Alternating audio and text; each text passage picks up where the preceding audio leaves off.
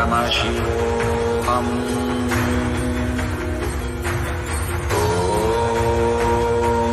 ॐ ज्ञानानन्दं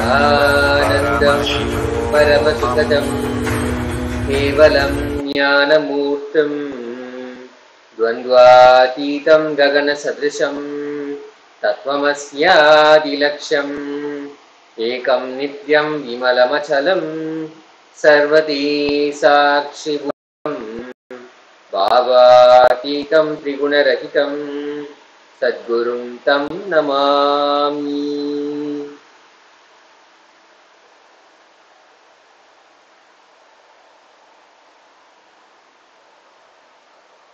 வாழும் அவதார புருஷர் என் குருநாதர் பகவான் நித்யானந்த பரமசிவத்தின் ஆசீர்வாதத்துடன் உங்கள் அனைவரையும் கைலாசாவின் நித்யானந்த தொலைக்காட்சியும் இந்த இனிமையான மாலை பொழுதில் உங்களை அன்புடனும் ஆனந்தத்துடனும் வரவேற்கின்றோம்.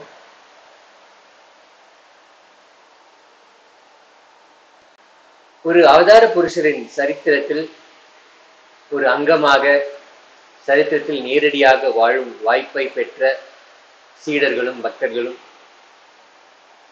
ஒரு வாழ்க்கையின் குதூகலத்தை அனுபவிக்கக்கூடிய ஆனந்தத்தை ருசிக்கக்கூடிய ஒரு வாய்ப்பை பெற்றவர்கள், அவதார புருஷரின் சாநித்தியத்தில் வாழ்பவர்கள், மிகவும் கொடுத்து வைத்தவர்கள். அவர்களுடைய வாழ்க்கை இனியதாக இருக்கும், மங்களகரமானதாக இருக்கும், ஆஸ்பீஷியஸ்னஸ் என்றும் ஆனந்தமாகவே இருக்கும். அதோடு மட்டுமல்லாமல் ஒரு அவதார புருஷன் வாழ்க்கை சரித்திரத்தை, அதில் நடக்கும் நிகழ்வுகளை கொண்டாடுதல், பிரம்மோற்சவம் உற்சவங்கள் மூலமாக கொண்டாடுவது. அதுபோல இன்றும் நாம் எத்தனையோ வருடங்களுக்கு முன், 1000 வருடங்களுக்கு முன் நிகழ்ந்த அவதரித்த அவதார புருஷர்களின் வாழ்க்கையில் நடந்த நிகழ்வுகளை பிரம்மோற்சவமாக இன்றும் கொண்டாடி வருகிறோம். நமது சனாதன இந்து தர்மத்தில் பண்டிகை என்றாலே, உற்சவம் என்றாலே ஒரு அவதார புருஷரின் வாழ்க்கை வரலாற்றை, நிகழ்வை நாம் கொண்டாடுவதுதான். அதுபோல நம்மிடையே வாழும் பரமஹம்சரின், பரமசிவனின் அவதாரமாக, அவதார புருஷராக வந்தருளி இருக்கும் பகவான் ஸ்ரீ நித்யானந்த பரமசிவத்தின் நித்யானந்த பூர்ணிமை முதல் முறையாக அவருக்கு உயிர்ப்பின் அனுபூதி கிடைத்த அந்த திருநாளை இப்பொழுது கொண்டாடி வருகிறோம். நாளை அந்த திருநாள் நிகழ இருக்கிறது, மீண்டும் நிகழ இருக்கிறது. இந்த நாள் இன்று, இந்த உற்சவத்தில் இன்று நடராஜ பெருமானாக பகவான் ஸ்ரீ நித்யானந்த பரமசிவத்தின் உருவத்தை வணங்கி வழிபட்டு போற்றி கொண்டாடினோம். நடராஜ பெருமான் எல்லா விதமான ஆன்மீக தொடக்கத்துக்கும் முழுமுதற் கடவுள். காஸ்மாலஜி என்று சொல்லக்கூடிய பிரபஞ்ச இயல், அதற்கான முழு கடவுள், முழு மூர்த்தி. அவரை வழிபட்டு அவருடன் நமது அன்பை தெரிவித்து, நமது வணங்குதலை தெரிவித்து, அவருடைய ஆசீர்வாதங்களுடன் தொடங்குவோம்.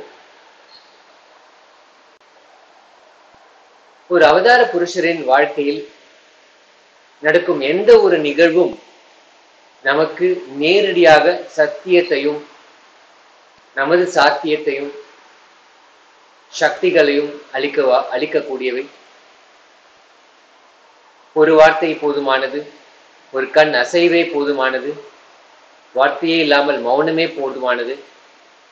சத் சங்கம், உபநிஷதம், அவதார புருஷருடன் அமர்ந்திருப்பது மட்டும் அதுவே போதுமானது. அதற்காகத்தான் இந்த தமிழில் நடக்கக்கூடிய சத்சங்கத்திற்கு நாம் காத்திருக்கிறோம். ஒவ்வொரு வார்த்தையும், ஒவ்வொரு அசைவும், ஒவ்வொரு மௌனமும், ஒவ்வொரு க்ஷணமும் நமக்கு நமது மிக உயர்ந்த உன்னதமான பரமசிவத்துவம் அப்படிங்கிற அனுபவத்தை நேரடியாக கொடுக்கக்கூடியவை. நேற்று நிகழ்ந்த இந்த உபனிஷத் மிகவும் உன்னதமானது. ஒரு பரிணாமத்தையே உருவாக்கக்கூடிய உபனிஷத்தாக, சத்சங்கமாக, வாக்கியமாக இருந்தது. 5 வாக்கியங்கள், 5 சத்தியங்கள் பகவான் நம்மிடையே பகிர்ந்து கொண்டார்.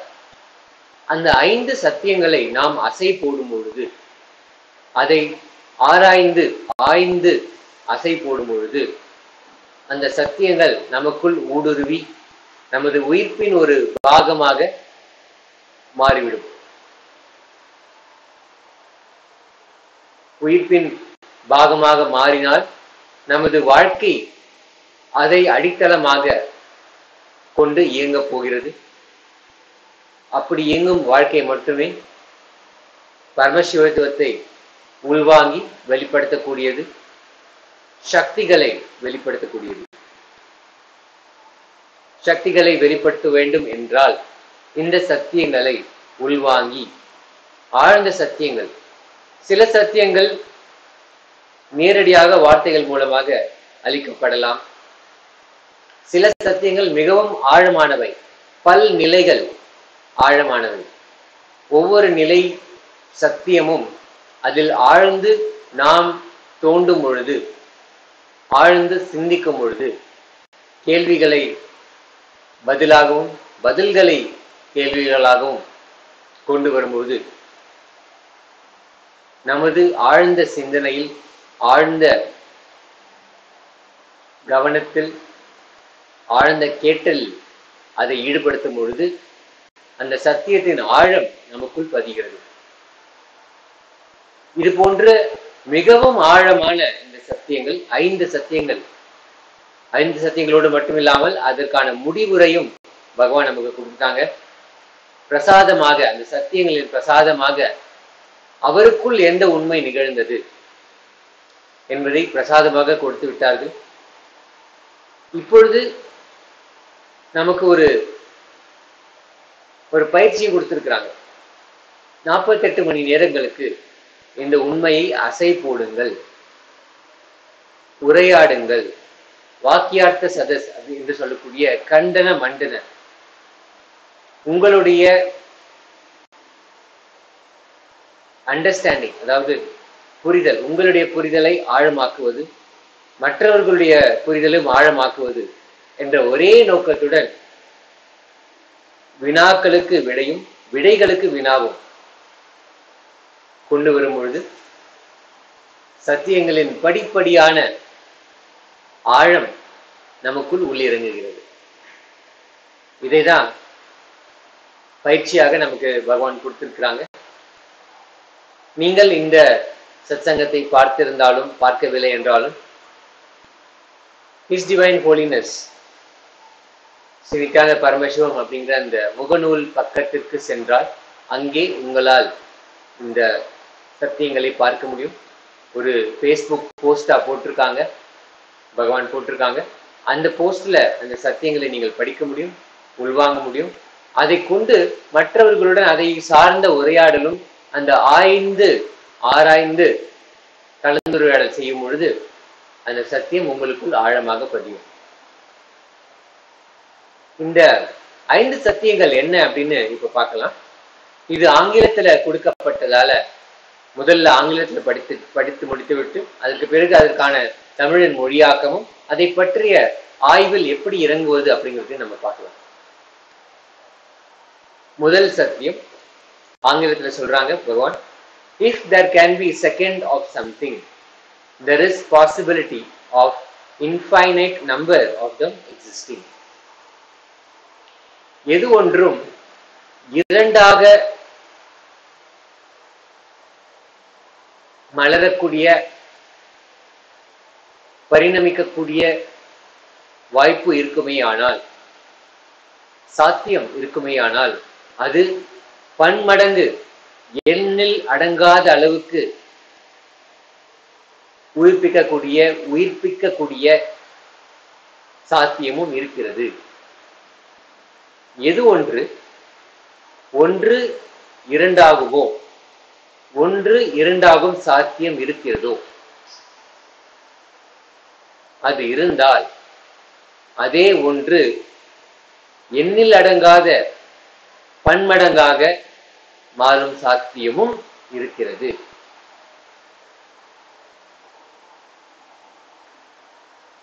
இதை பகவான் நிறைமுறை வேறு வேறு பரிணாமங்களில் வேறு வேறு கோணங்களில் நமக்கு கொடுத்திருக்கிறாங்க. இது ஒரு அடிப்படை தத்துவம்.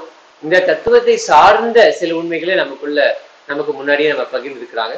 அதை பார்க்கறதுக்கு முன்னாடி இதை நான் சொல்ல விரும்புறேன். அதாவது இது ஒரு இயல்பான ஒரு தத்துவம், இயற்கையான தத்துவம்.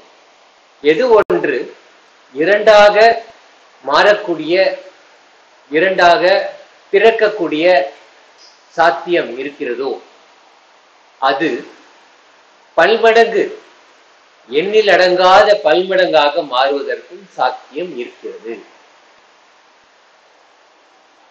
இதை நீங்க கற்பனை செய்து பார்க்க வேண்டும் என்றால், இல்ல விஷுவலைஸ் பண்ணி பார்க்கணும் அப்படின்னாக்கா, அமீபா அந்த செல் பாக்குறீங்க, மைட்டோசிஸ் அப்படின்னு சொல்லுவாங்க. அந்த ஒரு செல் இரண்டு செல்லாக மாறும் அப்படிங்கிற அந்த செல் டிவிஷன். அதாவது உடல் இருக்கக்கூடிய செல், பாடி செல்ஸ், அதெல்லாம் மைட்டோசிஸ் அப்படிங்கிற ஒரு ப்ராசஸ் இருக்கு. அது மூலமாக ஒன்று இரண்டாகும். எது ஒன்று இரண்டாகும் சாத்தியக்கூறு இருக்கிறதோ, எது ஒன்றுக்கு இரண்டாகும் சாத்தியக்கூறு இருக்கிறதோ, அது எண்ணிலடங்காத இன்ஃபைனைட், எண்ணிலடங்காத பல்மடங்காக மாறுவதற்கும் உயிர்ப்பிப்பதற்கும் சாத்தியம் இருக்கிறது. இதை நீங்க கற்பனை பண்ணி பார்க்கலாம். ஒரே அமீபா செல் இருக்கு, அது இரண்டாக பிரியுது. ஒன்று இரண்டாக பிரியும் பொழுது அதுவே பல்மடங்கு, எண்ணிலடங்காத பல்மடங்காக உயிர்ப்பிப்பதற்கான சாத்தியக்கூறு உள்ளது. நம்ம சனாதன தர்மத்துக்கே தனித்துவமான அத்வைத்தம் அப்படிங்கிற அந்த ஆழ்ந்த ஒரு ஆன்மீக கருத்துன்னு சொல்ல முடியாது, சத்தியம், ஆழ்ந்த சத்தியம். அதை பற்றி பகவான் பேசும் பொழுது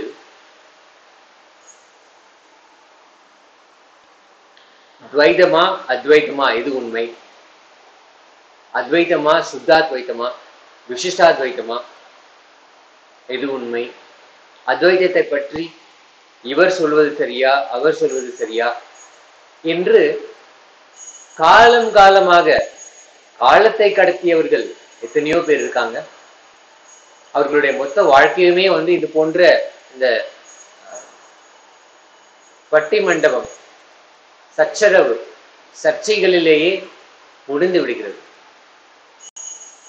இதற்கு எல்லாத்திற்கும் ஒரே ஒரு முடிவாக, ஒரே ஒரு சத்தியம், இது போன்ற எல்லா சச்சரவுகளும் எல்லாவற்றுக்கும் ஒரே பதில் அளிக்கக்கூடிய ஒரு சத்தியம், அது பகவான் நமக்கு கொடுத்திருக்காங்க. இரண்டு அல்ல அப்படிங்கிறது, துவைதம் அப்படின்னா இரண்டு, அது இறைசக்தி, நான் மானுடன் மனிதன் என்று இரண்டாக பார்ப்பது துவைதம். அத்வைத்தம் அப்படின்னு வரும்பொழுது இரண்டு அல்ல என்று வரும் பொழுது உடனே நாம காக்னைஸ் பண்றது ஒன்று, எல்லாமே ஒன்று அப்படிங்கிற அந்த கருத்து. ஆனால் அப்படி இருக்க வேண்டிய அவசியம் இல்லை. இரண்டு இல்லை என்றால் ஒன்று மட்டுமே விடை கிடையாது. நாம உடனே நம்ம என்ன பண்றோம், இரண்டு இல்லை அப்படின்னா ஒன்று அப்படின்னு நினைக்கிறோம். பகவான் என்ன சொல்றாங்க, இரண்டு இல்லை அப்படிங்கிறது ஒன்று மட்டும் கிடையாது, ஒன்று கிடையாது, பல்மடங்கு, இன்ஃபைனைட், எண்ணில் அடங்காத பல்மடங்கு. No two is not only one. No two is infinite. இந்த சத்தியம் நாம் புரிந்து கொள்வோமே ஆனால், துவைதமா அத்வைதமா, நமக்குள் கடவுள் இருக்கிறாரா இல்லையா, நாம் எப்படி கடவுள் ஆவது, எல்லா கேள்விகளும் எல்லா சர்ச்சைகளும் ஒரே நேரத்தில் இந்த ஒரு பதில் மூலமாக, இந்த ஒரு தீர்வின் மூலமாக பதில் கிடைக்கிறது. இரண்டு அல்ல என்பது பல்மடங்கு, எண்ணிலடங்காத பல்மடங்கு என்று நாம் உணரும் பொழுது அந்த சத்தியம் நமக்கு தெரிய வரும். இதனால நேரடியாக சனாதன தர்மத்தில், சனாதன இந்து தர்மத்தில் கடவுள்கள், எண்ணிலடங்காத கடவுள்கள், அவர்கள் ஒவ்வொருவருக்கும் எண்ணிலடங்காத சக்திகள். அதுதான் அடிப்படை உண்மை, இறுதிக்கட்ட உண்மை, அல்டிமேட் ட்ரூத். எண்ணிலடங்காத கடவுள்கள், எண்ணிலடங்காத சக்திகள், இன்ஃபைனைட் காட்ஸ், இன்ஃபைனைட் பவர்ஸ். இதனால எந்த விதமான தெளிவு வரும் அப்படின்னா, நீங்க சாப்த முறையை பின்பற்றுபவராக இருந்தால் அதில் படித்திருப்பீங்க, எல்லாவற்றுக்கும் பராசக்தி தான் மூலம், பராசக்தியில் இருந்துதான் இந்த அவதாரங்கள் தோன்றுகின்றன அப்படிங்கிறது. அதே போல வேறு ஒரு சைவம் எடுத்துக்கொண்டுமே ஆனால் பரமசிவன் மட்டுமே இறுதிக்கட்ட உண்மை, அல்டிமேட் ட்ரூத். அவரிடமிருந்து, அவருடைய கற்பனையில் தோன்றியதுதான், அவர் நடக்கும்பொழுது கிளப்பப்பட்ட தூசியில் இருப்பதுதான் மற்ற கடவுள்கள் அப்படிங்கிற மாதிரியான சில சத்தியங்கள் பரிமாறப்படும், கொடுக்கப்படும். ஆனால் எது உண்மை, எது சாத்தியம் அப்படிங்கிற சர்ச்சை அது தேவையில்லை. இனிமே எல்லா கடவுள்களுக்கும் எல்லா சக்திகளும், எண்ணிலடங்காத சக்திகள், இன்ஃபைனைட் பவர்ஸ் சாத்தியம். ஒரு கடவுள் மட்டுமே உயர்ந்த கடவுள், அவர் மட்டுமே உயர்ந்திருக்கிறார், அதிலிருந்து மற்றவர்கள் வருகிறார்கள். இந்த godhead, primordial godhead அப்படின்னு யாரும் கிடையாது.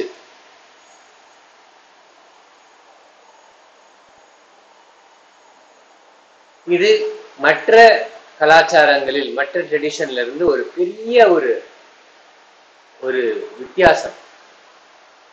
நாம் எப்பவுமே பார்க்கிறது என்னன்னா, குறிப்பாக மற்ற நாடுகளிலிருந்து உருவான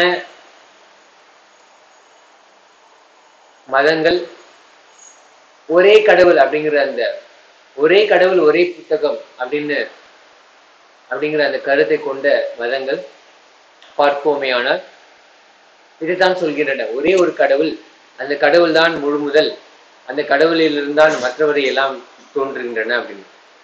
ஆனால் சனாதன இந்து தர்மத்தின் இறுதிக்கட்ட முடிவு, இறுதிக்கட்ட சத்தியம் என்னவென்றால், எண்ணிலடங்காத கடவுள்கள், எண்ணிலடங்காத சக்திகள். அதனால அதுவும் சமம் என்று சொல்வது கிடையாது. ஒரு கடவுளும் இன்னொரு கடவுளும் சமம் என்று சொல்ல முடியாது. எல்லா கடவுள்களுக்கும் எண்ணிலடங்காத சக்திகள், எண்ணிலடங்காத கடவுள்கள், எண்ணிலடங்காத சக்திகள். இப்ப நம்ம மதுரையில் இருக்கக்கூடிய ஷியாமலா சர்வஜ்ஞ பீடத்தில் இருக்கிறோம். மதுரை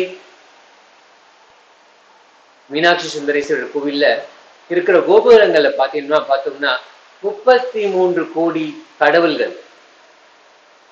இருக்கக்கூடிய எல்லா உயிரினங்களுக்கும் ஒரு கடவுள், உயிரினங்களையும் ஒரு கடவுளாக சித்தரிக்கப்பட்டு அந்த கோபுரங்கள்ல செதுக்கி இருக்காங்க. அது இந்த உண்மைதான் சொல்கிறது. எண்ணிலடங்காத இந்த கோபுரங்கள்ல இடம் இருக்கிற அளவுக்கு 33 கோடி தெய்வங்களை வடிவமைச்சிருக்காங்க. ஆனா உண்மை என்னன்னா எண்ணிலடங்காத கடவுள்கள், எண்ணிலடங்காத சக்திகள். அதுதான் அல்டிமேட் ட்ரூத், இறுதிக்கட்ட சத்தியம். சனாதன இந்து தர்மம் பிரபஞ்சம் எப்படி உருவானது அப்படிங்கிறத சொல்லும் பொழுது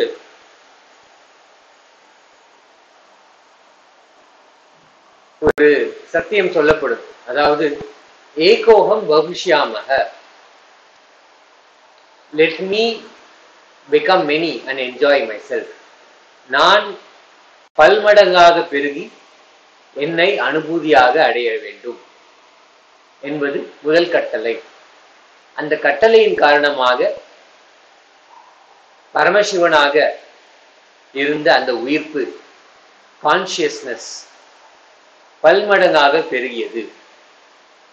அது பெருகி தன்னைத்தானே பரமசிவனாக இருந்தாலும் விதவிதமான அனுபூதிகளை அடைவதற்காக உருவாக்கப்பட்ட அந்த பிரத்யேகாத்மக சைத்தன்யம் என்று சொல்லக்கூடிய இண்டிவிஜுவல் கான்சியஸ்னஸ் தன்னை பரமசிவனாக அந்த அனுபூதியில் அனுபவிக்கிறது. முதல்ல கட்டளை, நான் பல்மடங்காக பெருகி என்னை, எனது உயிர்ப்பை அனுபவிப்பேனாக, அனுபூதியாக அடைவேனாக. அப்படி உயிர்ப்பித்த உயிர்கள் ஒவ்வொன்றும் பல்மடங்கு எண்ணிலடங்காத கடவுள்கள். ஏன்னா ஒரு இதோட தன்மை எப்படின்னா, சாதாரணமா பார்க்கும் பொழுது ஒரு ஒரு இடத்துல இருந்து ஏதாவது ஒரு பொருளை நாம் எடுப்போமே ஆனால் அந்த இடத்துல அந்த குறைவு நடக்கும். ஒரு உதாரணத்தை சொல்லணும்னா, ஒரு கைப்பிடி அரிசி வந்து நம்ம ஒரு பையிலேருந்து எடுத்தோம்னாக்கா அந்த கைப்பிடி அரிசி அந்த பையிலேருந்து குறையிறது. ஆனா இங்க அப்படி இல்லை. பூர்ணமத பூர்ணமிதம் பூர்ணாத் பூர்ணமுதட்சதே பூர்ணஸ்ய பூர்ணமாதாய பூர்ணமேவா வசிஷ்யதே. பூர்ணத்துவமாக எது இருக்கிறதோ, பூரணமாக எது இருக்கிறதோ, அதிலிருந்து பூர்ணம் வெளியே வந்தாலும் அங்கே அதுவும் பூர்ணமாகவே இருக்கிறது. வெளிவந்த அதுவும் பகுதியும், பகுதின்னு கூட சொல்ல முடியாது, வெளிவந்த பூர்ணமும் பூர்ணமாக இருக்கிறது. அதுபோல ஏகோகம் பகுஷ்யாமக, பரமசிவனின் உயிர்ப்பு, சுப்ரீம் கான்சியஸ்னஸ், அது நாம் பல்மடங்காக இந்த அனுபூதியை அடைய வேண்டும் என்ற கட்டளையுடன் பல்மடங்காக பெருகிய பொழுது இந்த பூர்ணமும் பூர்ணமாகவே இருக்கிறது. அதிலிருந்து வெளிவந்த பூர்ணமும் பூர்ணமாகவே இருக்கிறது. அதனால ஒவ்வொன்றும் பரமசிவன், பூர்ணம், ஒவ்வொரு கடவுளும் பரமசிவனுடைய எல்லா சக்திகளும் கொண்டது, உள்ளடங்கியது. Infinite gods, infinite powers. எண்ணற்ற கடவுள்கள், எண்ணற்ற சக்திகள். இந்த ஆழ்ந்த உண்மையை தான் பகவான் இந்த சத்தியத்துல சொல்றாங்க. If there can be second of something, there is possibility of infinite number of them existing. ஒன்று இரண்டாகும் தன்மை இருக்குமே ஆனால் அதே ஒன்று எண்ணற்ற பல்மடங்காகும் சாத்தியமும் கொண்டது.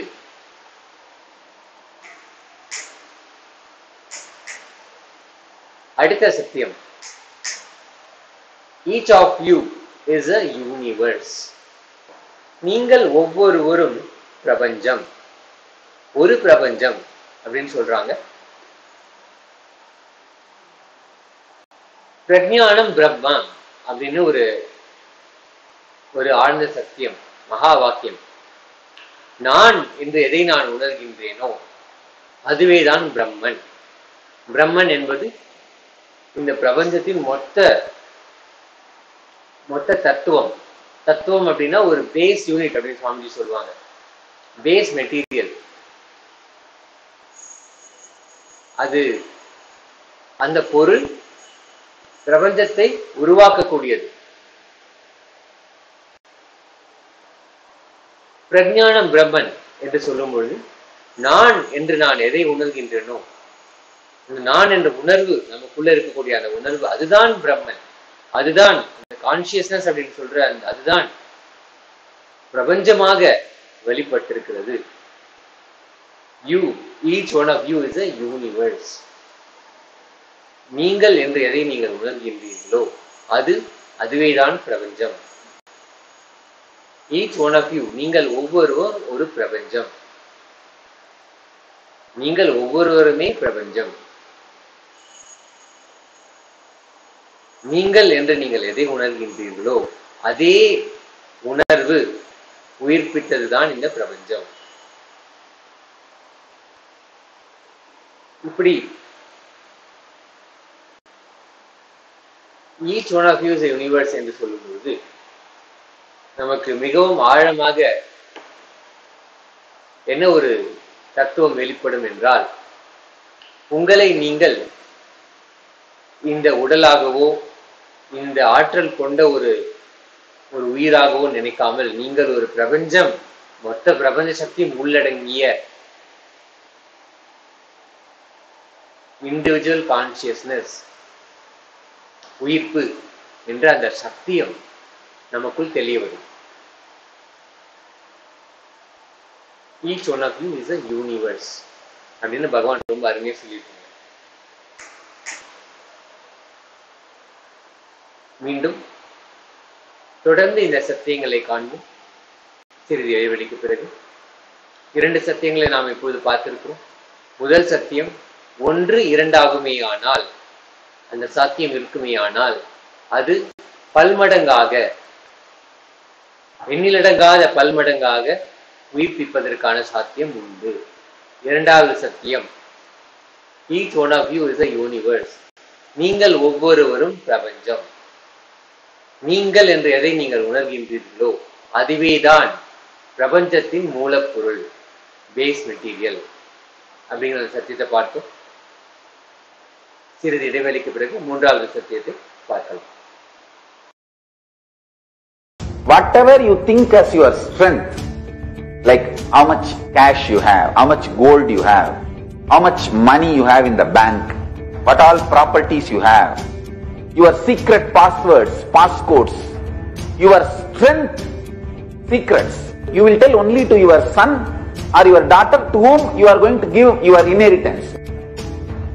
Same way, most important powerful secrets Paramashiva has given to his son Muruga, Subramanya, in Agama called Sarvanyanottara.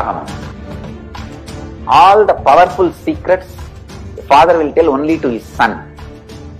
It is too secret. I am going to open that Agama and give all the essence of all those secrets. Secrets of Charyapada lifestyle, secrets of Kriyapada, secrets of Yogapada, and secrets of Jnanapada. I will make you all feel you are 16, not just physically, even mentally. You will all be romancing with the whole universe. No frustration, nothing, no corona, no depression, no bothering about economy, no sudu, no soranai, nothing. Next 16 days, no fantasy, only visualization, no delusion, only consciousness.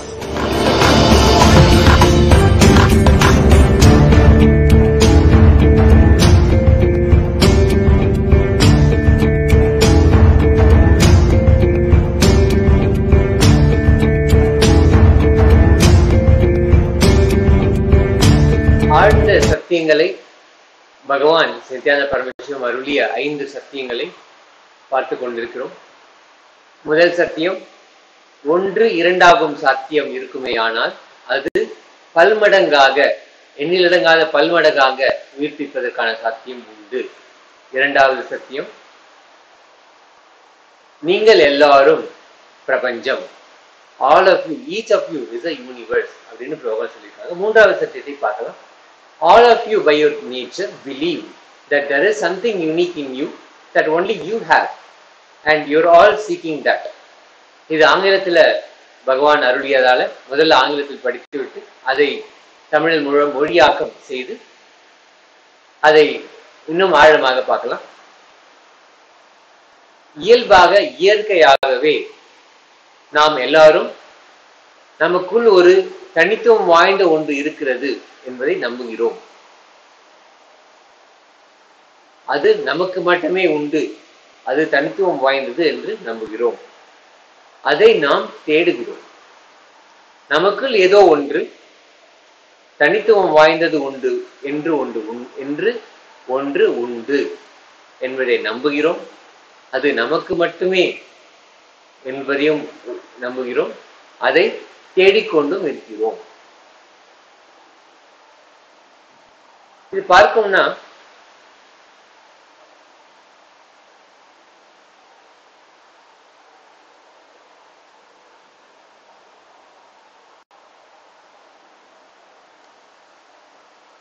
நமக்குள் இருக்கும் ஒன்று அது தனித்துவம் வாய்ந்தது. இதை பற்றி நம்ம சொல்லும் பொழுது நமது வெளிப்புற தோற்றத்தை பற்றி நம்ம சொல்லல. தனித்துவம் வாய்ந்த விஷயம்னா நமக்குள்ள வெளிப்புற தோற்றத்தை பார்க்கும்போது நிறைய விஷயங்கள் இருக்கலாம். நம்மளுடைய கண்ணுடைய நிறமாக இருக்கலாம், தலை கேசத்தின் நிறமாக இருக்கலாம், நமது முக வடிவமாக இருக்கலாம், கை வடிவமாக இருக்கலாம், கை ரேகையா இருக்கலாம், கையில இருக்கக்கூடிய ஃபிங்கர் பிரிண்ட் அதுவாக இருக்கலாம். இது எல்லாமே இந்த கண்களுக்குள்ள இருக்கக்கூடிய ஐரிஸ் அதோடைய பேட்டர்ன் அதுவாக இருக்கலாம். இதெல்லாமே தனித்துவம் வாய்ந்ததுதான். ஆனா அது பத்தி பகவான் சொல்லல. பகவான் என்ன சொல்றாங்க அப்படின்னா, நாம எல்லாரும் ஆழமாக இயற்கையா நம்புவது அப்படின்னா இயற்கையாகவே நமக்குள்ளே ஒன்று தனித்துவம் வாய்ந்தது இருக்கிறது. அந்த தனித்துவம் வாய்ந்தது நமக்கு மட்டுமே சொந்தம், நமக்கு மட்டுமே உள்ளது. அதை நாம் தேடிக்கொண்டிருக்கிறோம். எனக்குள்ள ஏதோ ஒரு தனித்துவம் வாய்ந்தது ஒன்று இருக்கு, அது என்ன என்று நாம் தேடிக்கொண்டே இருக்கிறோம். ஏன்னா நாம் ஆழமா நம்புறோம் நமக்குன்னு ஒரு தனித்துவம் வாய்ந்த ஒன்று உண்டு.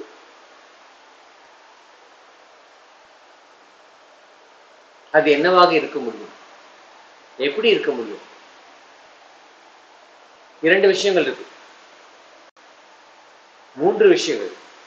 ஜீவன், நமது உயிர், ஜகத், நாம் பார்க்கக்கூடிய இந்த மாறிக்கொண்டே இருக்கும் மாற்றத்திலேயே இருக்கும் உலகம், பிரபஞ்சம், பிரகிருதி, ஈஸ்வரன். ஜீவா, ஜகத், ஈஸ்வரா 3 இருக்கு. இதுல பகவான் ரொம்ப ஒரு அருமையான ஒரு கருத்தை, ஒரு சத்தியத்தை சொல்லியிருக்கிறாங்க. அதாவது இதை 3ஐயும் பிணைத்து ஒரு கருத்து, ஒரு சத்தியம். நாம் எதுவாக மாற வேண்டுமோ, எதுவாக ஆக வேண்டுமோ, எதுவாக இருக்க வேண்டுமோ அது பரமசிவன், ஈஸ்வரன். அது எப்படி நடக்க போகிறது, எது மூலமாக நடக்க போகிறதோ அது ஜகத், பிரபஞ்சம், இந்த உலகம், நாம் பார்க்கும் உலகம். நம்ம எதை பர்சீவ் பண்றோம், எதை நாம் காண்கிறோம், எதை நாம் உள்வாங்குகிறோம், எதை நாம் அனுபூதியாக பார்க்கிறோம். இதுல இந்த பாதை எல்லாருக்குமே ஒரே பாதையாக இருந்தாலும் நாம் எதை அனுபூதியாக பெறுகிறோம் அப்படிங்கிறது ஒவ்வொருத்தருக்கும் வித்தியாசப்படும். நம்ம முதல் கட்டளையாக சொன்னோம் இல்லையா, பரமசிவன் முடிவு செய்தது நான் பல்மடங்காகி அனுபூதி பெற வேண்டும். அப்படின்னா ஒரே மாதிரியாக பல்மடங்காகி அதை அனுபூதி பெற வேண்டுமா, இல்ல அந்த உயிர்ப்பின் விதவிதமான பரிணாமங்களில் விதவிதமான அனுபூதியை அடைய வேண்டுமா? குறிப்பா சொல்லணும்னா இந்த உயிர்ப்பின் பரிணாமத்தின் எல்லா விதமான பரிணாமங்களும் நான் அனுபூதியாக பெற வேண்டும். அப்படின்னா என்ன அர்த்தம்? ஒவ்வொரு உயிர்ப்பினுடைய ஜகத், உலகம் அப்படிங்கிறது ஒவ்வொரு உயிர்ப்புக்கும் வித்தியாசமாக இருக்கும். அந்த அனுபூதி வித்தியாசமாக இருக்கும். எந்த அனுபூதி மூலமாக இறை சக்தியை அந்த உயிர்ப்பு அடைகிறது அப்படிங்கிறது வித்தியாசமா இருக்கும். ஆனா அந்த உயிர்ப்பு அப்படிங்கிறது அது ஒண்ணுதான்.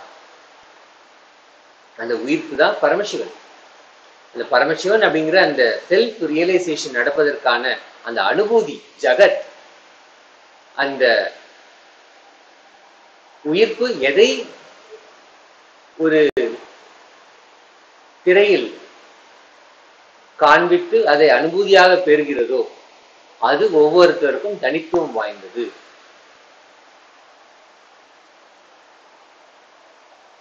ஒவ்வொருவருக்குள்ளும் இருக்கக்கூடிய அந்த இண்டிவிஜுவல் கான்சியஸ்னஸ்,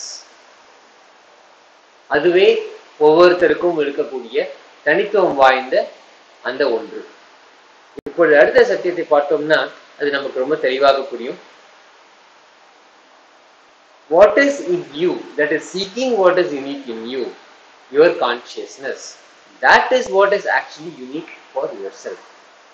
எனக்குள்ள ஏதோ ஒரு தனித்துவம் வாய்ந்த ஒன்று உண்டு என்று தேடுவது எது? நம்மளுடைய உயிர்ப்பு, நம்மளுடைய தனிப்பட்ட உயிர்ப்பு. அந்த தனிப்பட்ட உயிர்ப்பு தான் நமக்குள்ள தனித்துவம் வாய்ந்தது. அந்த தனிப்பட்ட உயிர்ப்பு, அதாவது தன்னைத்தானே உணராத, இன்னும் உணர மறுக்கும் அப்படின்னு சொல்லலாம். உணர்வதற்கு காத்திருக்கும் அந்த உயிர்ப்புன்னு சொல்லலாம். தான் பரமசிவன் என்று உணராத அந்த தனிப்பட்ட உயிர்ப்பு, அதுதான் தனித்துவம் வாய்ந்தது. ஏனென்றால் அது அடையும் அனுபூதி மிகவும் தனித்துவம் வாய்ந்தது. ஒவ்வொரு உயிர்ப்பும் ஒரு தனியான பாதையில், தனித்துவமான ஒரு பாதையில் செல்கிறது. தனித்துவமான அனுபூதிகளை எதிர்கொள்கிறது. ஆனாலும் கடைசியில் அந்த உணர்வை பெறுகிறது. பரமசிவன், நானே பரமசிவன், நான் தான் அந்த பரமசிவனின் உயிர்ப்பு அப்படிங்கிற உணர்வை பெறுகிறது. செல்ஃப் ரியலைசேஷன் அதை அடைகிறது. இதில் தனித்துவம் வாய்ந்தது என்ன என்றால் அந்த அனுபூதி. எதை அனுபூதியாக அந்த தனிப்பட்ட உயிர்ப்பு பெறுகிறதோ, எதை வெளிப்படுத்தி அந்த திரையில் காண்கிறதோ அது தனிப்பட்டது. அடுத்த சத்தியம். இதை பற்றிய உங்களுடைய கருத்துக்களை நீங்க பகிர்ந்துக்கலாம். யூடியூப்ல பார்த்தீங்கனாலோ இல்ல ஃபேஸ்புக்ல பாக்குறீங்கனாலோ இதை பற்றிய உங்களுடைய கருத்துக்களை, உங்களுடைய கேள்விகளை, உங்களுடைய பதில்களை நீங்க பகிர்ந்துக்கலாம். கட்டாயமாக நாம் அதற்கு பதில் சொல்லுவோம். அதையும் எடுத்து இந்த நேரலையிலேயே அதை படிக்கலாம். உங்களுடைய கருத்துக்களை நீங்க பகிர்ந்துக்கலாம். இது வரைக்கும் நீங்க பண்ணல அப்படின்னா இதை லைக் பண்ணுங்க, ஷேர் பண்ணுங்க, இந்த சேனலுக்கு சப்ஸ்கிரைப் பண்ணுங்க, இந்த பேஜையும் லைக் பண்ணுங்க. இந்த செய்தியை மக்களுக்கு கொண்டு போய் சேருங்க. ஐந்தாவது சத்தியம். The universes you have are infinite. The consciousness in you is these multiverses. The consciousness in you is one. These multiverses and the unique consciousness you alone have, are both one and the same. உங்களுக்குள் இருக்கும் பிரபஞ்சங்கள் எண்ணில் அடங்காதவை. உங்களுடைய ஒவ்வொரு எண்ணமும், ஒவ்வொரு சொல்லும், ஒவ்வொரு செயலும் ஒரு புதிய பிரபஞ்சத்தை உருவாக்கக்கூடியவை. ஒரு எண்ணம் போதுமானது ஒரு பிரபஞ்சத்தை உருவாக்குவதற்கு. பல சாத்தியங்கள், உங்களுடைய செயலின் பல சாத்திய கூறுகள் ஒவ்வொரு பிரபஞ்சத்தை உருவாக்கக்கூடியது. அது எண்ணில் அடங்காதவை. உங்களுக்குள் இருக்கும் உயிர்ப்பு ஒன்று.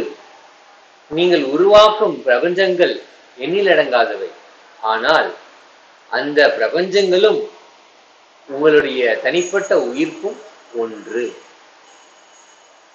இரண்டும் ஒன்றே ஒன்றுதான்.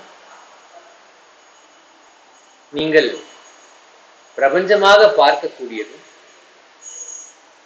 நீங்கள் அனுபூதியாக பார்க்கும், உணரும் அந்த தனிப்பட்ட உயிர்ப்பும் ஒன்று.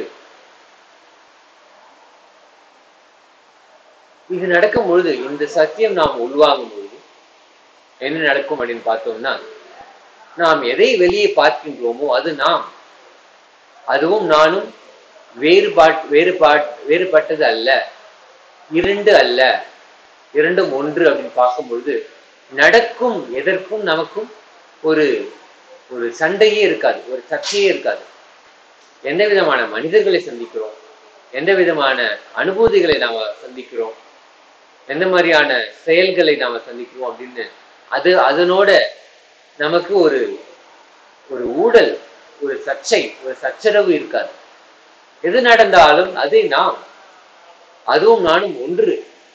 அப்படி இருக்கும்பொழுது நடக்கும் ஒன்றுக்கும் எனக்கும் எப்படி ஒரு சர்ச்சை இருக்க முடியும்? என்னதான் நடந்தாலும் அது எனக்குள் அடக்கம்.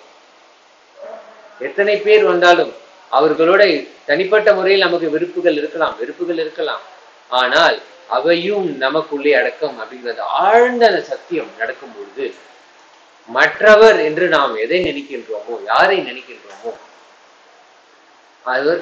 அதை அவருடன் மற்றவருடன் சர்ச்சை என்பதற்கான இடமே இல்லாமல் போயிடும். இப்போ வேர்ல்டு பீஸ் அப்படின்னு நம்ம பேசுறோம், உலக அமைதி. அது எத்தனையோ முயற்சிகள் நடக்கின்றன. ஆனா இந்த அடிப்படை சத்தியம் எல்லாருக்கும் கொடுக்கப்பட்டாலே போதும். மற்றவரை பார்த்து பயமோ இல்லை வெறுப்போ அடைவது அப்படிங்கிறது அறவே அற்று போகும். இந்த சத்தியத்தை நாம் உள்வாங்கினோமே ஆனால் அடுத்தவருடன் நடக்கும் சர்ச்சைகளும் கான்ஃபிளிக்ட் நடக்காது. The universes that you have are infinite. உங்களுக்குள் அடக்கமான பிரபஞ்சங்கள் நிறைய பன்மடங்கு. நீங்கள் என்று எதை நீங்கள் உணர்கின்றீர்களோ அது தனிப்பட்ட அந்த உயிர்ப்பு, அது தனித்துவம் வாய்ந்தது. இரண்டும் ஒன்று. இதுதான் 5வது சத்தியம். இதிலிருந்து பிரசாதமாக பகவான் என்ன கொடுக்குறாங்க?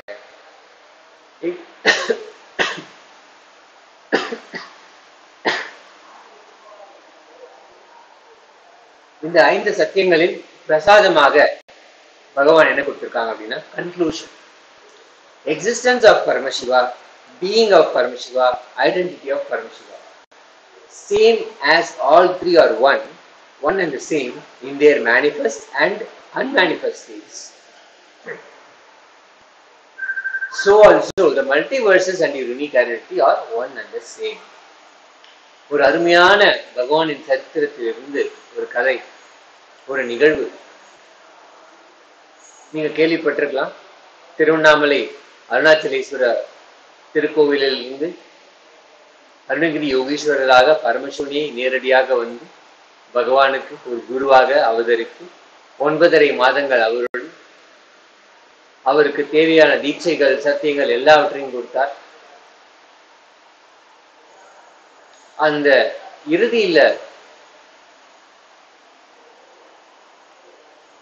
சுவாமிஜியோட குரு மாதா விபுதானந்தபுரி அவர்கள் ஒரு முறை அவர் கையில வச்சிருந்த அந்த காவியோடைய பாத்திரம் இது எங்க வந்ததுன்னு கேட்கும் பொழுது பகவான் சொல்றாங்க, இது அருணகிரி யோகீஸ்வரர் அவர் அந்த பேர் அப்ப சொல்லல, ஒரு சாது எனக்கு கொடுத்தாரு அப்படின்னு சொல்ல போக அவங்க இவர் திருடி இருக்கலாமோ என்று சந்தேகப்பட்டு அடிக்கிறாங்க.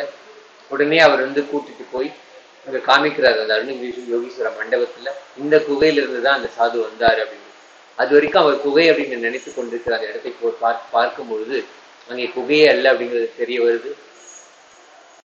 அப்புறம் சிறிது நேரம் கழித்து மாதா விபுதானந்தபுரி அவங்க கேட்கிறாங்க அவர் எப்படி இருந்தார் அப்படின்னு. அவருடைய பேர் தெரியுமான்னு கேட்கிறாங்க. அப்பொழுது சொல்றாரு அருணகிரி யோகீஸ்வரர் அப்படின்னு.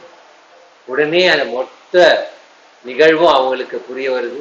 உடனே சாஷ்டாங்கமா சுவாமிஜியோட காலடியில விழுந்துறாங்க. இப்போது இது நடக்கும்போது சுவாமிஜிக்கு ரொம்ப சிறிய வயது. இப்படி நடந்ததுக்கு அப்புறம் அவர் தேடி போறாரு. 9.5 மாதங்கள் ரொம்ப ஒரு ஆழ்ந்த ஒரு உறவு, குரு சிஷ்யர் உறவு. அதை ரொம்ப ஆனந்தமாக கொண்டாடினார். திடீர்னு பார்க்கும்போது அருணகிரி யோகீஸ்வரா இல்லை அப்படின்னப்போ ரொம்ப ஒரு ஆழ்ந்த துக்கத்தோட தேடி அழுதுகிட்டே அந்த கோவிலை தேடி பார்க்கிறாரு. கடைசியில அந்த சன்னதிக்குள்ள போய் கோவில் மூடக்கூடிய கோவில் நேரம் கோவில் மூடக்கூடிய அந்த நேரத்துக்குள்ள போய் தரிசனம் வாங்கலாம் அப்படின்னு மூலவர்கிட்ட போடுறாரு. பார்க்கும்பொழுது அருணாச்சலேஸ்வரர் லிங்கத்தின் மேல அருணகிரி யோகீஸ்வரர் அமர்ந்திருக்கிறத பார்க்கிறாரு. உடனே ஓடி சென்று அவரை தொடும் பொழுது தானும் அருணகிரி யோகீஸ்வரரும் சிவலிங்கமும் ஒன்று அப்படிங்கிற அந்த அனுபூதி அடைகிறார். இது நிறைய முறை நம்ம பகவானை நேரடியாக அவருடைய திருவாயில சொல்லியிருக்காங்க. இதை நீங்க கேட்கல அப்படின்னா யூடியூப்ல கட்டாயம் இந்த வாய்ப்பை விடாம நீங்க அது கேளுங்க. அது இந்த உண்மை, existence of Paramashiva, being of Paramashiva, identity of Paramashiva. Identity of பரமசிவானா அது அவதார புருஷர். பீயிங் ஆஃப் பரமசிவா அப்படின்னா உயிர்ப்பாக தோன்றிய அந்த பரமசிவன். எக்ஸிஸ்டன்ஸ் ஆஃப் பரமசிவானா எவ்வாறு உலகுக்கு எவ்வாறு இயல்பாக பரமசிவனுடைய இருப்பு. இது மூன்றும் ஒன்று. இது மூன்றும் எப்படி ஒன்றோ அதே போல நமது பிரபஞ்சங்களும் நமது தனிப்பட்ட உயிர்ப்பும் ஒன்று. இதுதான் பிரசாதமாக கொடுக்கப்படுகிறது. இது மூலமாக நமது வாழ்க்கை எப்படி மாறுகிறது? 5 சத்தியங்களை பார்த்தோம். இந்த பிரசாதமும் நம்ம வாங்கிட்டோம். இதுல இருந்து நமக்கு அதை உட்கொள்ளும் பொழுது நமக்கு நம்மளுடைய வாழ்க்கையில் என்ன மாற்றங்கள் நடக்க போகுது, எதையும் நம்ம எதிர்பார்க்கலாம், என்ன இதனால நம்மளுடைய வாழ்க்கை என்ன நடக்க போகிறது, நமக்குள்ளே நடக்கும் பிரபஞ்சங்கள், நாம் உருவாக்கும் பிரபஞ்சங்களும் நமக்குள்ள இருக்கக்கூடிய தனிப்பட்ட அந்த உயிர்ப்பும் ஒன்று. அவை எல்லாமே பரமசிவன் அப்படிங்கிற அந்த உணர்தலை நாம் அடையும் பொழுது, அதை அடைவது எப்படி அப்படின்னு பார்க்கும்போது இந்த ஜகத் மூலமாக அடைவோம் அப்படின்னு சொன்னோம் இல்லையா? ஜீவா ஜகத் ஈஸ்வரா. ஈஸ்வரனை அடைவதற்கு, ஈஸ்வரனை நாம் என்று உணர்வதற்கு ஜகத் தான் நமது வழிமுறை. அந்த வழிமுறையில் நமக்கு எந்த ஒரு சர்ச்சரவோ இல்லாமல், ஒரு கான்ஃபிளிக்ட் இல்லாம, பிளிஸ் இஸ் த பாத் அப்படின்னு சொல்லுவாரு Swamiji. Bliss is the path and the goal. ஆனந்தமே அந்த பாதையே ஆனந்தமாக இருக்க வேண்டுமே. ஆனால் இந்த சத்தியம், இதை நாம் உள்வாங்கலாம். எப்படியும் ஒரு அவதார புருஷரோட தானியத்தில் இருக்கும்போது அந்த பாதையும் ஒரு ஆனந்தமாக கட்டாயமாக இருக்கதான் போகிறது. அதுல சந்தேகம் இல்லை. இந்த சத்தியத்தை உள்வாங்குவோமே ஆனால் அது நேரடி உண்மையாக அந்த பாதையே ஒரு ஆனந்தமான ஒரு பாதையாக அமையும். 5 சத்தியங்கள் அதோட பிரசாதம். இதை பார்க்கும். இதை மீண்டும் மீண்டும் ஆழ்ந்து ஆராய்ந்து ஆய்ந்து உள்வாங்குங்கள். கண்டன மண்டன விடை, வினாக்களுக்கு விடையும் விடைகளுக்கு வினாவும் கொண்டு வாருங்கள். ஒரு குழுமமாக அமர்ந்து உங்களுடைய கருத்துக்களை ஃபேஸ்புக்லயும் யூடியூப்லயும் நீங்க பகிர்ந்து கொள்ளுங்க. மற்றவங்களுடைய பகிர்ந்து கொள்வதை நீங்கள் உள்வாங்குங்க. இது மூலமாக இந்த உண்மைகள், சத்தியங்கள் உங்களுக்குள் தீட்டப்படும். ஆழ்ந்த பல நிலை சத்தியங்கள் உங்களுக்குள் வெளிப்படும். உங்களால் உணர முடியும். இந்த ஜீவார்த்த சதஸ் என்று சொல்லக்கூடிய ஆய்ந்து பார்ப்பதை தொடர்ந்து செய்யுங்கள். இந்த சத்தியங்களை நீங்கள் பார்க்க வேண்டிய இடம் இந்த நேரடியாக நீங்க பார்க்கணும் அப்படின்னாக்கா paramashivoham.org. பரமசிவகம் அப்படிங்கிற அந்த நிகழ்வுல கலந்துக்கோங்க. 16 நாட்களுக்காக பகவான் நேரடியாக உண்மைகளை, சத்தியங்களை உங்களுக்கு சாத்தியமாகவும் அனுபூதியாகவும் அளிக்கக்கூடிய இந்த நிகழ்வுல கலந்துக்கோங்க. இந்த நேரம், இந்த காலகட்டம் மிகவும் முக்கியமானது. பிரபஞ்சத்தின் உயிர்ப்பு ஒரு பரிணாமத்தை நோக்கி போய்கொண்டிருக்கிற இந்த காலகட்டம். அதில் உங்களுடைய எழுச்சி நடக்க வேண்டுமே ஆனால் இந்த பரமசிவகம் அப்படிங்கிற அந்த நிகழ்வுல கலந்துக்கோங்க. அதை பற்றிய விவரங்களும் அதில் பதிவு செய்ய வேண்டிய இணையதளம் paramashivoham.org. அப்படிங்கிற இணையதளம் செல்வீர்களான உங்களுக்கு பதிவு செய்ய முடியும். தொடர்ந்து இந்த சத்தியங்களை பார்த்தோம். இப்பொழுது ஒரு சிறிய இடைவெளிக்கு மீண்டும் நுழைகிறோம்.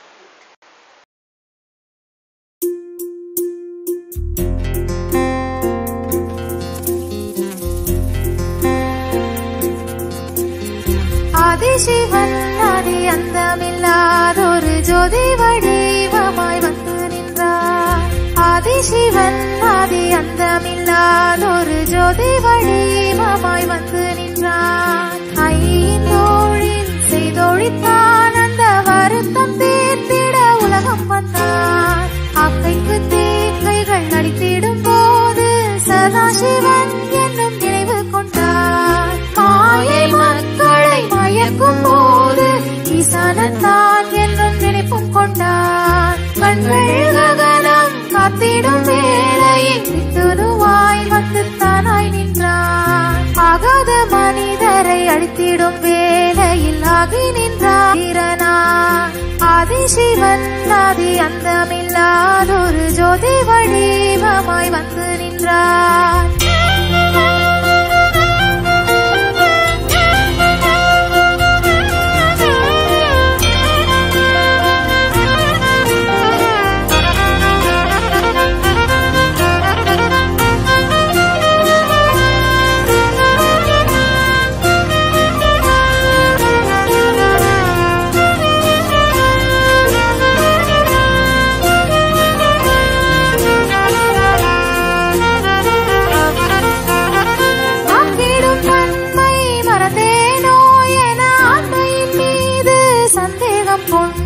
சந்தேகம் தீர்த்து அப்பன்னியே என்று சொல்லிடவே வந்த மகள்கள் நாங்கள். புவிக்கு பூரணமாய் வந்த நாதனின் பூரணத்துவத்தின் காரணம் நாம். புவிக்கு பூரணமாய் வந்த நாதனின் பூரணத்துவத்தின் காரணம் நாம். நித்யானந்தர் மகள்கள் என்றால் இன்றே பார்க்கும் உலகம் இங்கு. நெஞ்சில் சுமந்தே பெற்றால் எங்களை நித்யானந்தமாய் வாழ்ந்திடவே. ஆதிசிவன் ஆதி அந்தமில்லாதொரு ஜோதி வடிவமாய் வந்து நின்றார். ஆதிசிவன் ஆதி அந்தமில்லாதொரு ஜோதி வடிவமாய் வந்து நின்றார்.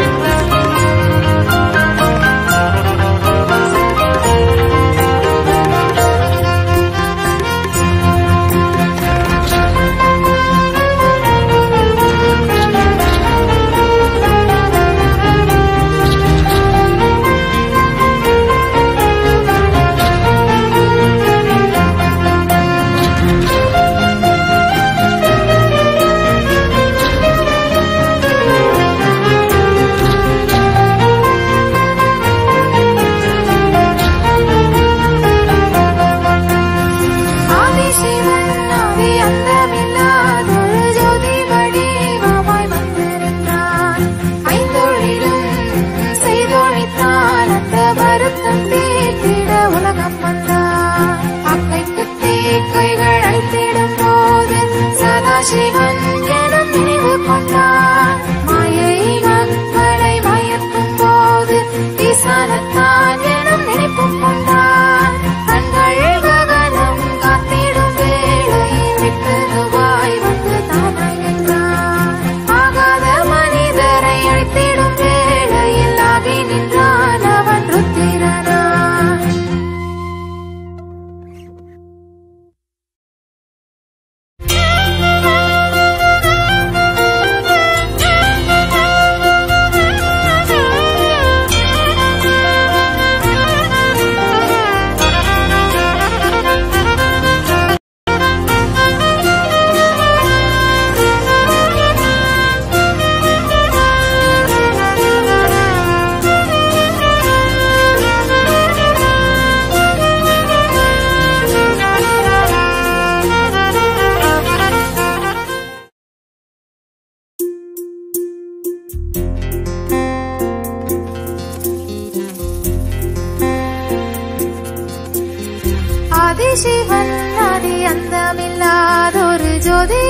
தொடர்ந்து பகவான் ஸ்ரீ நித்யானந்த பரமசிவம் நமக்கு வெளிப்படுத்திய சத்தியங்களை பார்த்து கொண்டிருந்தோம். இந்த சத்தியங்கள் ஒரு முக்கியமான விஷயம் என்னன்னா, நமது இந்த மெயின் ஸ்ட்ரீம் மீடியா அப்படின்னு சொல்லக்கூடிய அந்த அந்த தளங்களை நம்ம அது பார்க்குறது, அந்த ஊடகங்களை இந்த மாதிரி சத்தியங்கள் வெளிப்படுறதில்லை. அது மிகவும் ரொம்ப ஒரு அன்பார்ச்சுனேட் விஷயம் அப்படின்னு தான் சொல்லணும். இந்த சத்தியங்களை நாம் மற்றவர்களுடன் பகிர்ந்து கொள்வதற்கு, இந்த சத்தியங்களை உயிரின் உயிர்ப்பை உருவாக்கக்கூடிய சத்தியங்களை அனைவருடனும் பகிர்ந்து கொள்ள வேண்டும். குறிப்பா ராமானுஜர் பார்த்தீங்கன்னா, அவருக்கு ஒரு சத்தியம் கொடுக்கப்பட்டது. ஓம் நமோ நாராயணாய அப்படிங்கிற அந்த மந்திரம் கொடுக்கப்பட்டது அவரோட குருவால.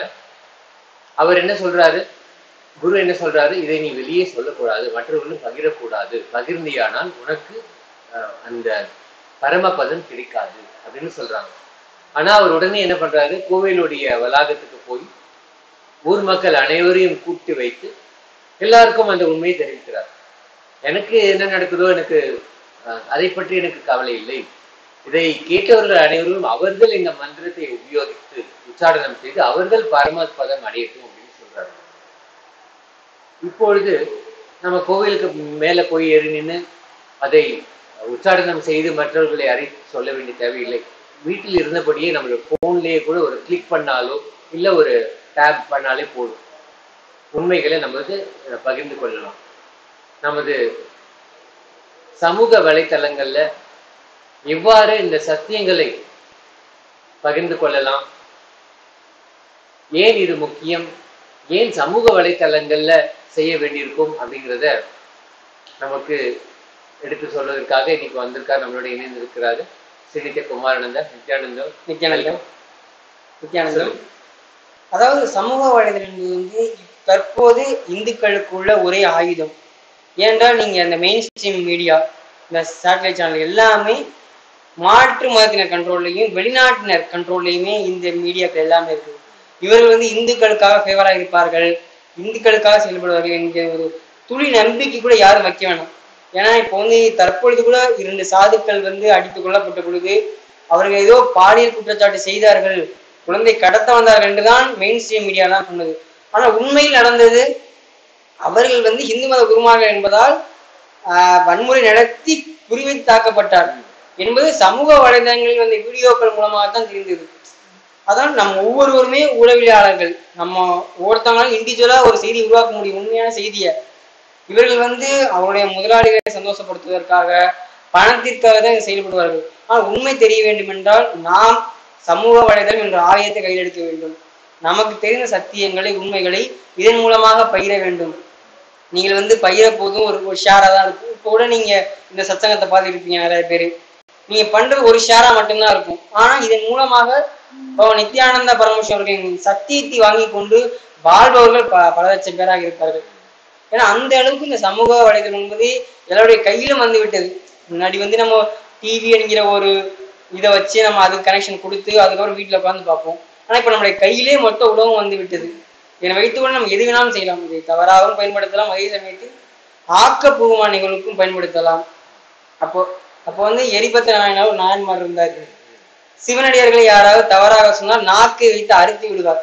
இந்த காலகட்டத்தில் சாத்தியம் கிடையாது, தூக்கி அவர்கள் வந்து சரியில்லாம் போடுவாங்க.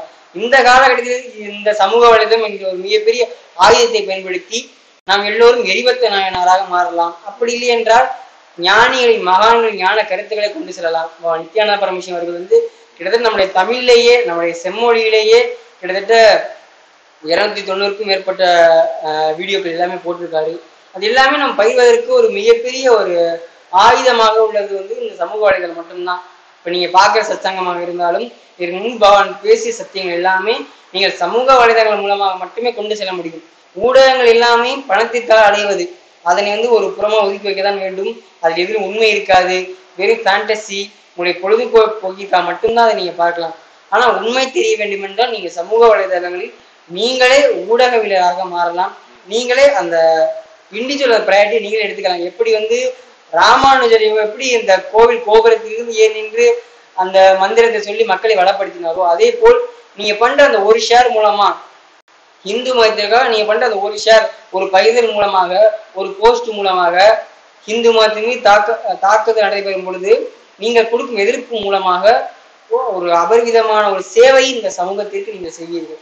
அந்த ஒரு ஷேர் ஏதோ 2 பேர் வந்து அந்த மகாராஜா அந்த 2 சன்னியாசிகளை தாக்குற வீடியோ போட்டனாலதான் நம்ம இப்ப ஹிந்து ஹோலோகாஸ்ட பத்தி தெரியுது, இப்படிதான் இந்து உரிமையாளர்கள் தாக்கப்படுறாங்க அப்படிங்கிற உண்மையும் தெரியுது. அப்படின்னா அந்த சமூக வலைதளம் நீங்க ஒரு பெரிய ஆயுதத்தை வைத்துக்கொண்டு நாம் வந்து இன்னும் விழிப்புடன் இல்லை என்றால் வந்து அது பெரிய முட்டாள்தனம் தான். இப்ப வழக்கமா நம்ம பாக்குற இந்த ஊடகங்கள்ல அந்த எந்த செய்தியை நம்ம கேட்கணும், அந்த செய்தி எவ்வாறு நமக்கு கொடுக்கப்படணும் அப்படிங்கிறத யார் முடிவு பண்றாங்க? யார் வந்து எது முதன்மையான செய்தி, எது முக்கிய செய்தி, எது வந்து முக்கியமில்லாதது, ஒரு ஒரு ஒரு ஃபுட் நோட்னு சொல்லுவாங்க இல்லையா, தனியாக ஒரு ஏதோ இதுவும் சேர்ந்த ஒரு செய்தியாக கொடுக்கப்படுகிறது, ஒரு முக்கியத்துவமே இல்லாமல். அதோடு மட்டும் இல்லாம எந்த விதத்தில் அந்த செய்தி நமக்கு அளிக்கப்படுகிறது, பிரசன்டேஷன் எப்படி அதை வந்து திருத்து சொல்லும் பொழுது நமக்கு வந்து உண்மையே மொத்த நடந்த நிகழ்வையே வந்து மாற்றி சொல்ல முடியும் அப்படிங்கிறத அதுவே வந்து ஒரு சயின்ஸாவே ஆயிடுச்சு, ஒரு அறிவியலாவே ஆயிடுச்சு.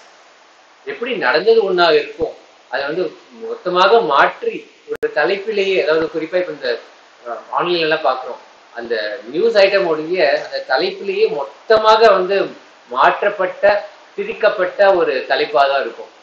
உள்ள வந்து பண்ணக்கூடிய நிஜமான செய்தி, அவர்கள் சொல்லக்கூடிய நிஜமான செய்தி வந்து ஒரு வேற்று மத குருவாக கூட இருக்கலாம். ஆனா அவர்களுடைய தலைப்பு பார்த்தா இது ஒரு இந்து மத குருமாரை பற்றி ஒரு அவதூறாக சொல்வதாக தான் இருக்கும்.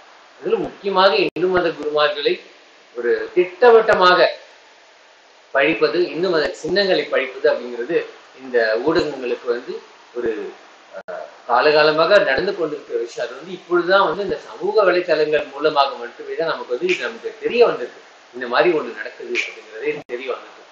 இதற்கு வந்து சமூக வலைத்தளங்கள் தான் ஒரே தீர்வாக இருக்கும். கண்டிப்பா சாமி.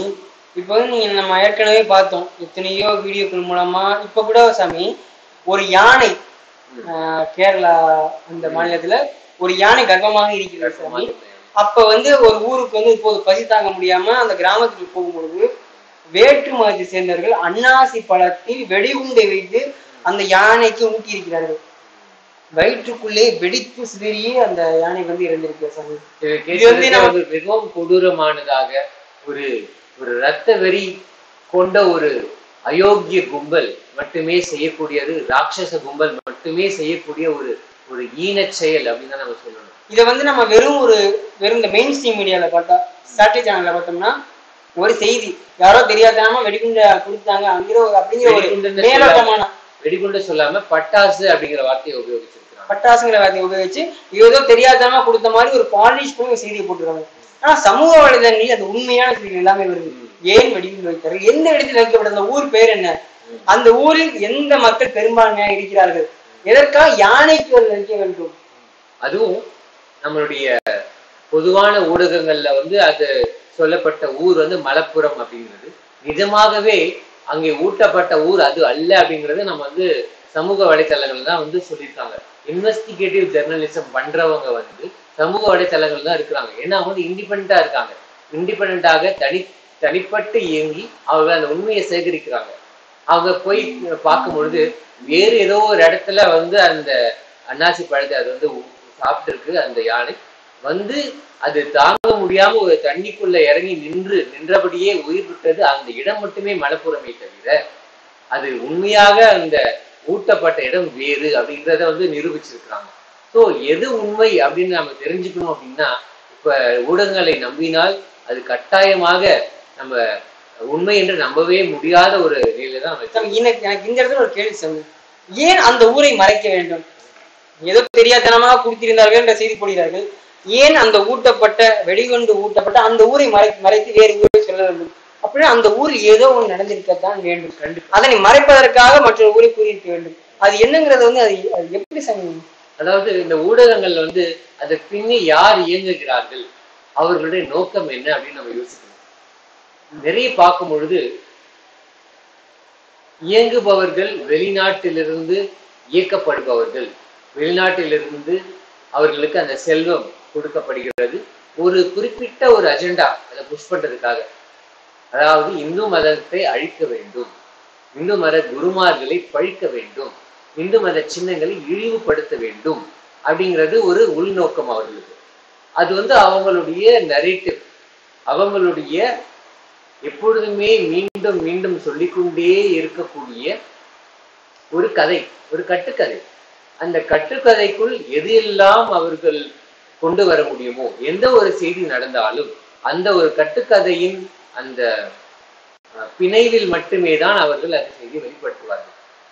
அதை தாண்டி ஒரு விஷயம் நடக்குது அப்படிங்கிறது அவங்க எப்பவுமே வெளிப்படுத்தவே மாட்டாங்க. இப்போ இதுவும் அப்படிதான், இது நடந்தது ஒன்னாக இருக்கும், அது அவர்களுடைய நரேட்டிவோட எப்படி ஃபிட் பண்ண முடியும், எப்படி அதோட ஒப்பிட்டு அது கேட்டாது போல அதை வெளிப்படுத்த முடியுமோ அதை பற்றி மட்டுமே தான் அவங்க நியூஸை வெளியிடுவாங்க.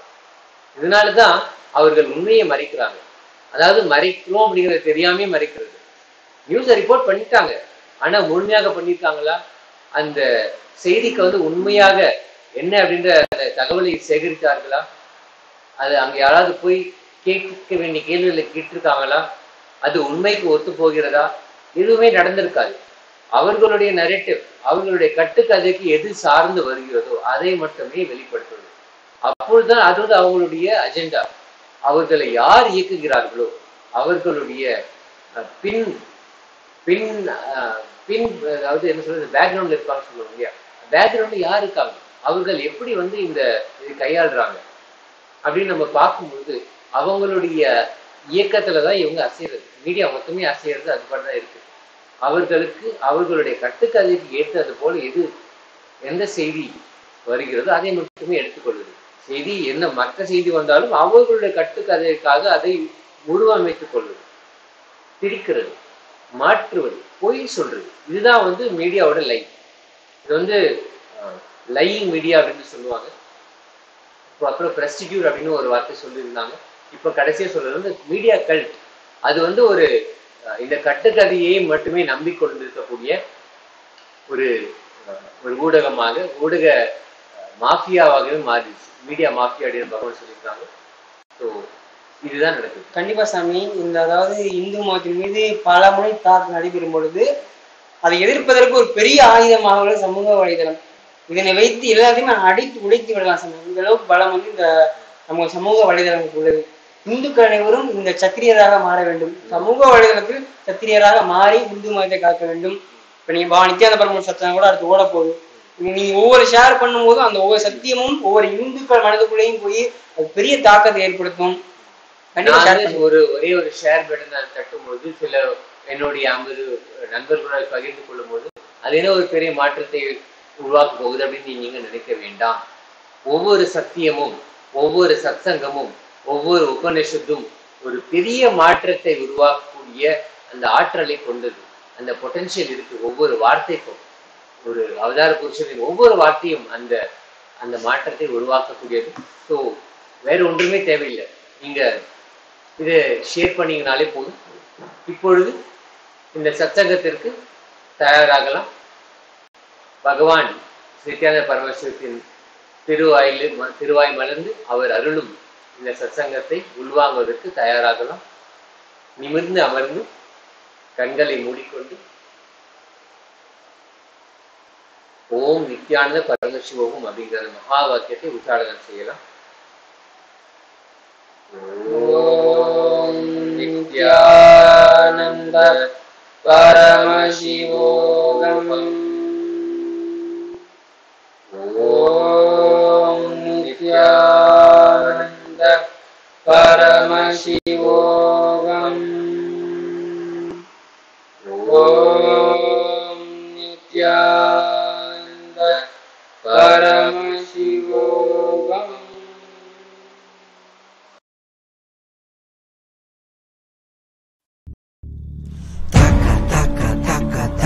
நடராஜா தக்க திம்மி தக்க ஜுனு நடராஜா தலாங்கு தக்க திம்மி நடராஜா தோம் தோம் தக்க திம்மி நடராஜா தக்க தக்க தக்க தக்க நடராஜா தக்க திம்மி தக்க ஜுனு நடராஜா தலாங்கு தக்க திம்மி நடராஜா தோம் தோம்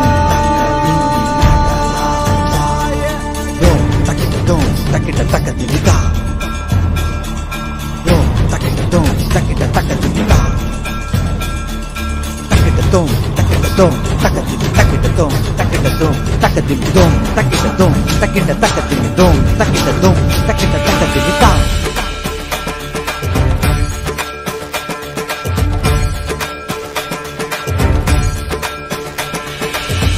ஆடுகின்றான் அவன் கூத்தனாக திருப்பாதம் தூக்கி மறையோதுகின்றான் பிறை சூடி அந்தணரின் பாடலுக்கு தினம் ஆடுகின்றான் அவன் கூத்தனாக திருப்பாதம் தூக்கி மறையோதுகின்றான் பிறை சூடி அந்தணரின் பாடலுக்கு என்று இயலிசை நாடகமாய் முத்தமிழ் இயற்றிய நாயகனே தகதிமி தாளமொடு இல்லையில் ஆடிடும் தாண்டவனே இன்மைக்கும் ஈரேழு பிறவிக்கும் துயர் நீக்க பிறந்தோடி வருகின்ற யமையாலும் நடராஜா வயமாகி மயமாகி வலியாகி ஒளியாகி சித்தத்துள் முக்தி தர நித்யனாய் வந்தவா நமச்சிவாய வாழ்க வாழ்க நாதன் தாழ் வாழ்க வாழ்க இமை பொழுதும் என் நெஞ்சில் நீங்காதான் தாழ் வாழ்க நம சிவாய வாழ்க வாழ்க நாதன் தாழ் வாழ்க வாழ்க இமை பொழுதும் என் நெஞ்சில் நீங்காதான் தாழ் வாழ்க